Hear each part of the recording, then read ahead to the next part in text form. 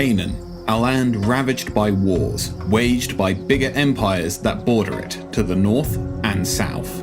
While Hatti and Egypt may pay little attention to the land that they see primarily as a land bridge inhabited by wild dogs, in these tumultuous times, leaders will rise to prove to these nations that they have been so wrong to underestimate them. From the humble diplomat to the great raider, Canaan will rise from the embers of both Hatti and Egypt in this great collapse, through either subterfuge or simply adding to the flames themselves. Before we begin, a quick note. Total War Pharaoh is still in development, and certain things may change between now and release. Also, some colours may appear a little different on the UI. This is because I'm using colorblind settings. So, with that out of the way, let's look at Canaan. The leaders you'll take command of from Canaan in Total War Pharaoh couldn't be more different from one another. They do, however, share one common thread. They'll both stab you. Let's start off with Irsu, as he wouldn't have it any other way. Starting out in Ret Jenu, he has a very simple, yet very respectable approach to ruling. He doesn't care to. He simply sees what he wants, and he will kill to get it. Resources, money, or the simple premise of violence. If you have something he wants, he will not ask. He will simply take. In dark, apocalyptic times such as these, he doesn't care for society's downfall. He simply cares for the next opportunity to raise and loot. To himself, he's a prize fighter, bringing the heavyweight champions to their knees. To the rest of these lands, he's a herald of the oncoming apocalypse. Over in Fenku, we have the opposite in approach to Irsu with the diplomat, Bay. Enamored by Egyptian high society, and already in decent standing with Meneptah, he intends to find his way into the courts and spread his control and influence throughout it, offering gifts with one hand whilst taking with many more. Bay's approach to power is much stealthier than Irsu's, in that he would rather manipulate in the shadows than spill blood in the light. Where Irsu seeks chaos, Bay seeks to stem anarchy's tide through charming politesse and political scheming. He'll rise to power either with a puppet pharaoh or even breaking beyond Egyptian norms and taking the crown himself. Throughout all this though, his visage remains the same. A humble diplomat from Canaan, a learned man who just wants to do good. Just don't delve deeper, lest you want a dagger in your back. Whether they're seeking the pharaoh's or the great king's crown, the leaders of Canaan can choose their path, or simply elect to take their own.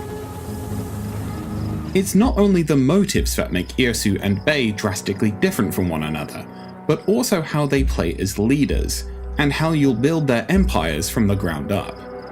Bay isn't the kind of man to stand boisterously and act strong and powerful. Instead, he's much more cerebral. His approach to power is different from most of the other factions in Total War Pharaoh.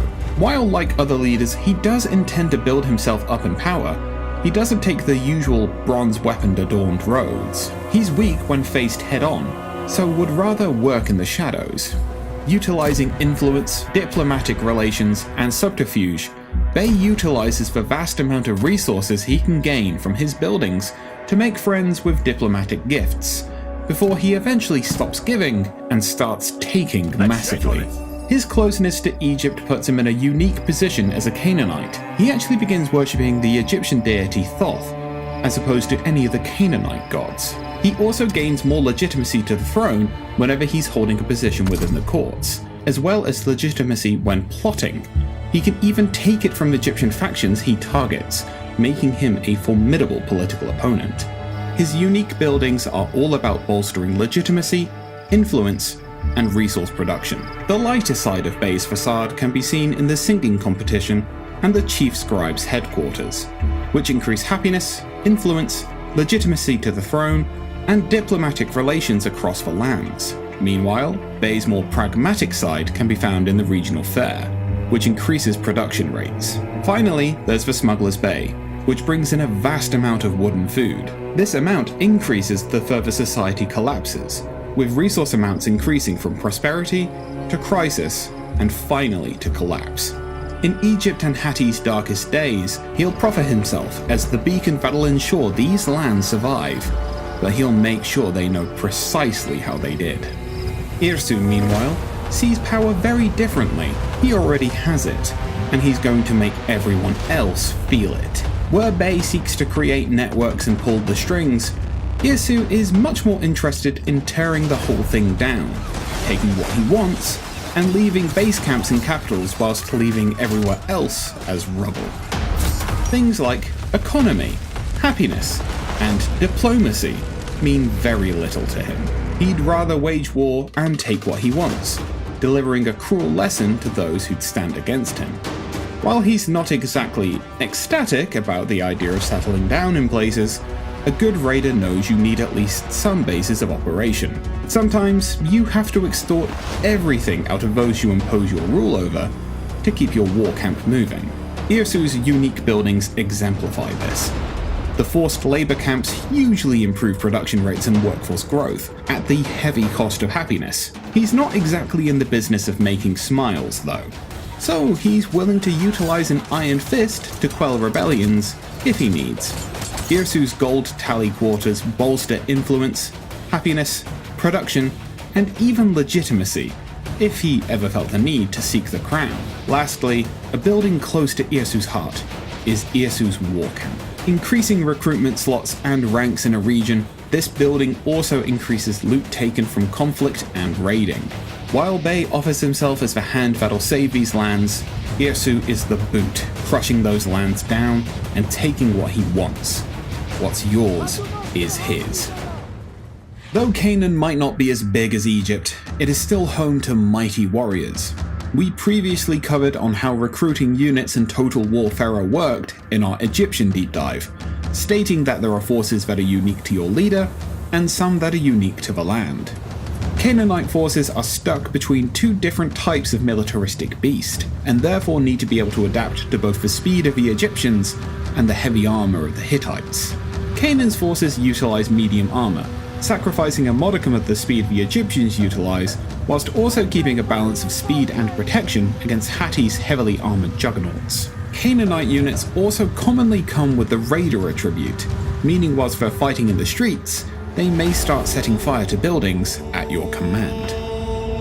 In Bay's starting location in Fenku, we find the native Fenku and Yamad forces. These forces span the entirety of the armor spectrum, preparing them for war from both the north and the south. They have lightly armored units capable of decent ambush tactics, whilst medium and heavy armored units bring decent defense, capable at holding out against chariot charges from Egyptian forces.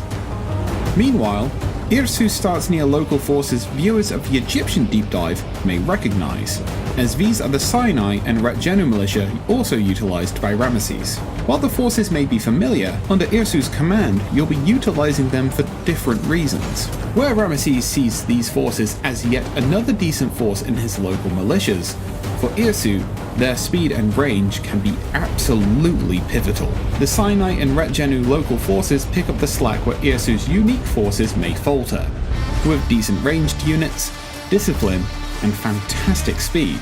But this doesn't mean Irsu's a slouch, as we'll cover in the next section.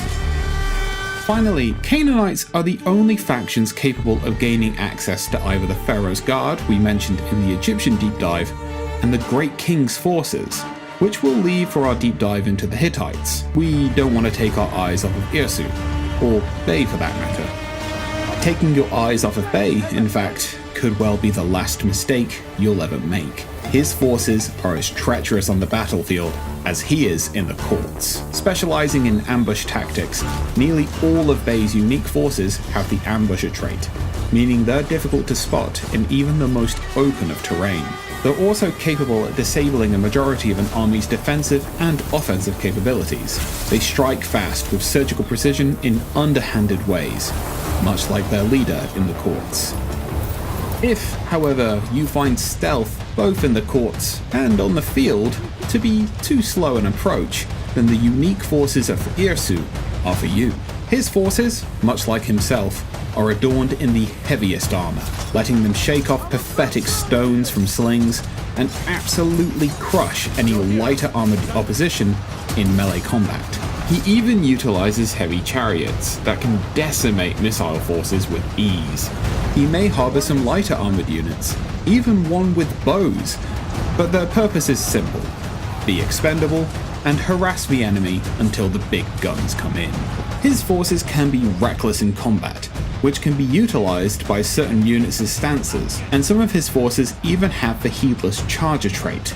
But with their heavy armour, in many cases they can afford to be this bloodthirsty. To them, this isn't a structured war with honour. This is a bloody battle, and they're here for a fight. So these are the Canaanite leaders you'll be taking command of in Total War Pharaoh. From the brutish might of Irsu to the cunning stratagems of Bay, will you be the hand that pulls the strings of these civilizations from the age of collapse to the age of Canaan? Or will you be the herald of the apocalypse, reveling in the destruction wrought by your hand and a dark cloud on the horizon? Whether it's a dynasty to be proud of or an empire of ash, will you bring Canaan to glory?